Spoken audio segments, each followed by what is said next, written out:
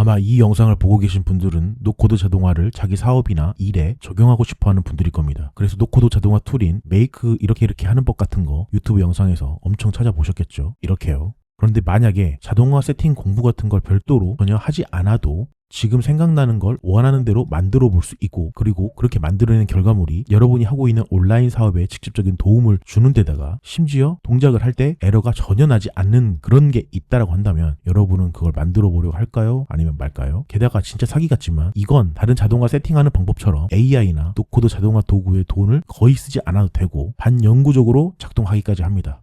실제로 저는 이 방법을 잘 활용해서 지금 여러분이 보고 계시는 런슨 유튜브 채널이라든지 그리고 비공개 커뮤니티까지 결과물을 만들어낼 수 있었습니다. 그런데 저는 이걸 누구나 할 수 있다라고 생각하거든요. 그런데 여러분도 제가 알고 있는 방법을 이미 알고 있는데도 인지를 하지 못했기 때문에 그냥 썩히고 있는 경우가 많다라는 걸 저도 최근에 깨달았습니다. 그래서 오늘 제가 말씀드리는 걸 들어보면 나도 당장 그걸 만들어 봐야겠다, 그 방법을 이용해 봐야겠다라는 생각을 하게 되실 겁니다. 참고로 오늘 내용은 제가 운영하는 커뮤니티에 일부 선공개를 했고요. 다른 버전으로요. 그리고 오늘 영상 보시고 온라인 사업 운영에 도움이 되는 알짜 정보를 빠르고 또 딥하게 받아보고 싶다라는 생각이 드는 분들은 제가 본문의 더보기와 고정 댓글에 커뮤니티 신청 링크를 달아 놓을 테니까 확인해 보시면 될 것 같습니다. 그리고 제가 오늘 전해드리려고 하는 내용보다는 나는 메이크나 노코드 자동화 툴로 세팅하는 것에 대한 본질적인 내용을 알고 싶다라고 하시는 분들은 제 채널의 첫 번째 영상을 꼭 봐주셨으면 좋겠습니다. 분명히 도움이 될 거거든요. 네, 이미 많은 분들이 도움이 되었다라고 말씀해 주시는 것들이 있기 때문에 한번 꼭 보시면 되겠습니다. 그럼 오늘 영상 시작하겠습니다.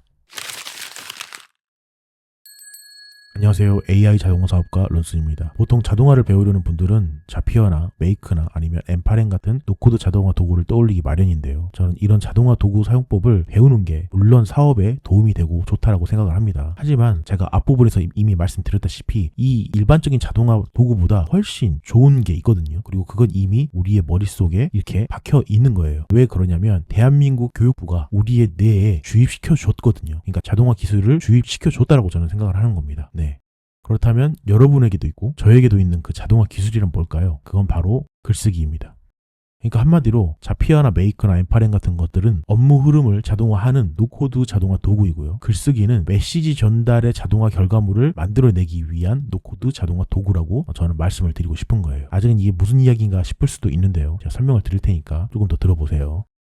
우리는 이 글쓰기란 도구를 통해, 방법을 통해 콘텐츠를 만들어낼 수 있습니다. 그걸 모르는 사람은 없겠죠. 네, 당연히 알고 계실 거예요. 하지만 이렇게는 생각 안 해보셨을 것 같은데요. 저는 콘텐츠야말로 최고의 효율을 가지는 자동화 결과물이라는 사실을 스스로 경험했기 때문에 알고 있습니다. 그냥 단지 사람들이 콘텐츠 이렇게 이야기하고 만들어야 한다, 아니면 또 만들면 좋다, 이렇게들 얘기하니까 그냥 그런가 보다 정도로만 두루뭉술하게 생각하셨을 텐데요. 저는 한 6년 전부터 이런 노코드 자동화를 공부하고 사업에 적용해 보려고 무단히 애를 썼었습니다. 네, 이 히스토리에 대한 건 저희 카페에 들어오시면 확인하실 수 있고요. 이런 경험이 있는 제가 봤을 때는 자동화 관점에서 컨텐츠가 만들어내는 그 효율이 노코드 자동화 도구로 세팅한 그 어떤 시나리오와는 절대 비교할 수 없는 수준일 정도로 너무너무 효율이 좋다라는 거예요. 그래서 보통은 콘텐츠를 이래서 만들어야 한다, 저래서 만들어야 한다, 어떤 효과적인 부분 때문에 만들어야 한다는 이야기를 많이 하는데요. 오늘 이 시간에 그렇게 당연하고 누구나 말할 수 있는 정도의 내용은 다루지 않고요. 그건 다른 분들에게 맡기고, 저는 비개발자 출신의 온라인 사업가로서 콘텐츠를 만들어야 하는 이유를 효과가 아닌 자동화 세팅 관점에서 말씀을 드리도록 하겠습니다. 한마디로 자동화 효율성을 기준으로 설명을 드리겠다는 이야기입니다. 저는 혼자서 거의 모든 일을 처리해야 하는 온라인 사업가로서 효율적인 것을 많이 따지는 편이거든요. 그런데 제가 일반적인 워크플로우 자동화보다 이 콘텐츠라는 자동화 결과물을 만드는데 더 집중하는 이유에 대해서 말씀을 드리겠습니다. 그 첫 번째 이유는 콘텐츠라는 자동화 결과물을 만들기 위해서 들여야 하는 학습 시간이 압도적으로 짧다는 겁니다. 네, 그러니까 한마디로 대한민국에서 글을 쓸 줄 모르는 사람이 있을까요? 그런데 당연히 있습니다. 당연히 있죠. 네, 근데 소수라고 볼 수 있다라는 겁니다. 그런데 이렇게 거의 모든 사람이 글쓰기가 가능해진 이유는 사실 정규 교육이 있기 때문입니다. 우리나라에. 네, 공교육이죠. 그래서 이런 공교육이 사람을 똑같이 찍어내는 붕어빵 틀처럼 사회화를 시켜버리는 그런 부작용이 있다라고 비판을 받기도 하지만, 모든 일에는 음과 양이 있죠. 그 덕분에 질 좋은 노동력을 가진 사람들을 양산할 수 있었기 때문에 그래서 빠르게 선진국 대열로 들어서는데 일조했다라는 것을 부정할 수는 없을 겁니다. 그래서 이런 강력한 국가 교육 정책과 우리의 모국어가 한글이잖아요. 네, 한글이 누구나 배우기 쉬운 소리 언어라는 점과 맞물려서 이 문맹률이 전 세계 최저 수치를 기록하고 있는 걸로 저는 알고 있습니다. 물론 외국인한테는 우리 한글이 완전 다른 문자의 체계라서 배우기 어렵다는 점은 있지만 사실 우리라고 해서 영어가 쉬운 건 아니잖아요. 네, 뒤져보면 똑같은 상황인 겁니다. 여튼 그렇기 때문에 여러분과 저는 글을 읽고 쓸 줄 압니다. 이 한번 가정을 한번 해볼까요? 만일에 여러분이 개발자를 지망하는 사람이라고 한다면 이 개발을 하기 위해서는 자주 쓰이는 파이썬이라든지 아니면 자바스크립트 같은 이런 코딩 언어를 먼저 배워야 합니다. 왜냐면 읽을 줄 알고 쓸 줄 알아야 코드를 분석하고 그 다음에 타이핑해서 입력할 수 있기 때문이죠. 또는 노코드 자동화를 한다고 하더라도 메이크나 자피어나 아니면 엠파렌 같은 것들을 어떻게 사용하는지 이런 것들도 따로 배워야 합니다. 아주 가벼운 수준의 자동화를 할 때는 그냥 유튜브에 떠다니는 무료 영상 같은 것들로 공부를 해도 되지만 조금 더 제대로 활용하고 싶다라고 한다면 유료 강의를 결제해서 그것들을 이렇게 쭉 배우는 시간이 필요하다는 거죠. 그런데 콘텐츠라는 자동화 결과물을 만들 때는 사실 내가 어떻게 해야 되는지 따로 배울 필요가 없다라는 장점이 있습니다. 네. 왜냐하면 우리 부모님들이 이미 먼저 투자를 해서 정규교육을 통해 글 쓰는 방법, 글 읽는 방법을 머리에 장착하고 있기 때문입니다. 그래서 지금 성인이 되어서 생각을 해보면 무언가를 시도하는데 이 시간과 에너지를 들일 필요가 없다라는 건 진짜 말도 안 되는 혜택이라고 볼 수 있겠죠. 네, 진짜 그래요. 두 번째는 콘텐츠 결과물을 만들어서 이 콘텐츠가 어떤 목적을 가지고 작동을 할 때 에러를 전혀 발생시키지 않는다는 겁니다. 그러니까 여러분이 비개발자라서 코드를 직접 짜지 않는다고 하더라도 이 노코드 자동화 도구를 사용해서 자동화 시나리오를 짜는 한 여러분은 이 에러의 늪에서 빠져나오는 게 거의 불가능에 가깝습니다. 왜냐하면 코드 타이핑을 안 한다라는 차이가 있을 뿐이지 본질적으로는 코딩으로 프로그래밍 하는 걸 구현하는 거잖아요. 그러니까 본질적인 메커니즘은 똑같거든요. 그래서 에러의 늪이라는 것에 무조건 빠져들 수밖에 없는 겁니다. 요즘에는 AI가 많이 도와줘서 너무 쉬워졌다라고 하는 것도 사실 맞는 이야기긴 하거든요. 그런데 그것도 어떤 단계에서 도움을 주는 거냐면요. 시나리오 세팅을 하기 위해서 코딩하는 단계에서 도움을 줄 뿐이에요. 그러니까 요즘에 바이브 코딩이라고 해서 이런 문화가 유행을 하고 있는데 이게 왜 좋다라고 사람들이 얘기하냐면 보통 코딩을 하려면 이 문법에 대한 공부를 많이 하고 투입이 되어야 하는데 이 부분을 AI가 많이 도와주기 때문에 거의 90% 이상 도와준다고 저는 알고 있는데 그렇기 때문에 너무너무 쉬워졌다. 이렇게 이야기하는 거거든요. 그런데 그렇게 AI가 도와줄 수 있는 영역은 코딩하는 단계일 뿐이다 라는 게 제 생각입니다. 그러니까 여기까지는 비개발자들 입장에서는 너무너무 신기한 거예요. 그리고 재미있고. 왜냐하면 뭔가 뚝딱뚝딱 거리는데 조금씩 동작하는 코드가 제대로 올라가거나 아니면 노코드 자동화 툴로 시나리오 노드 연결을 했는데 뭔가 좀 되는 느낌이 든단 말이죠. 그러면 막 뭔가를 하는 느낌이 들어요. 그러니까 감정이 너무 재미있는 순간들이 나오는 건데 하지만 진짜는 세팅이 아닙니다. 네, 세팅이 끝난 이후에 자동화 시나리오를 돌려봤을 때 이게 제대로 작동하느냐 하지 않느냐가 진실의 순간이라는 거죠. 그러니까 여기 나온 것처럼 키를 놓고 이제 시동을 걸었을 때 갑자기 이게 잘 되느냐 아니면 전혀 작동하지 않느냐 이 순간이 진실의 순간이라는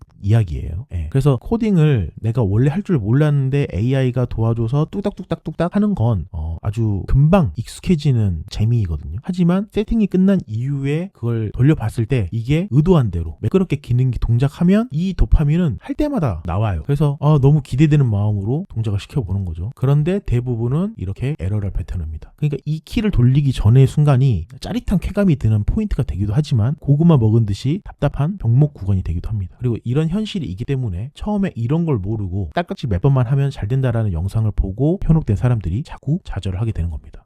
하지만 콘텐츠란 녀석은 에러를 뱉어낼까요? 아니요. 그럴 확률은 0%입니다. 특히 자동화 시나리오에서 그러니까 이 콘텐츠 말고요. 노코드 자동화라든지 아니면 개발자가 개발해서 만드는 프로그래밍이라든지 이런 것들은 이 자동화에 대한 시나리오가 복잡할수록 그리고 자동화를 설정하는 개발자라든지 비개발자이지만 자동화 시나리오 세팅을 준비하는 사람의 경력이 짧을수록 이 에러 발생률이 미친 듯이 올라갑니다. 네. 그러니까 설계 도면이 복잡한데 그걸 구현하는 사람의 경력이 짧으니까 당연히 난이도가 올라갈 수밖에 없겠죠. 하지만 콘텐츠는 그런 게 없다라는 겁니다. 당연히 콘텐츠의 기능적인 것 외에 효과 측면에서 볼 수도 있겠죠. 당연히 그건 다른 영역의 이야기라서 제가 별도로 영상을 만들거나 아니면 저희 커뮤니티에 들어오시면 제가 이미 이런 류의 이야기들을 많이 해놓은 게 있거든요. 그걸 보시면 되는데 이 효과가 아닌 효율 측면으로만 봤을 때는 이 글이 아무리 길거나 그리고 글을 쓰는 사람 경험이 적다 하더라도 자기 생각과 의도를 담는다는 이 기능적인 측면이 있잖아요. 네, 이 측면에서는 충실히 누구나 제대로 작동하는 그런 효율성을 맛볼 수 있다는 겁니다.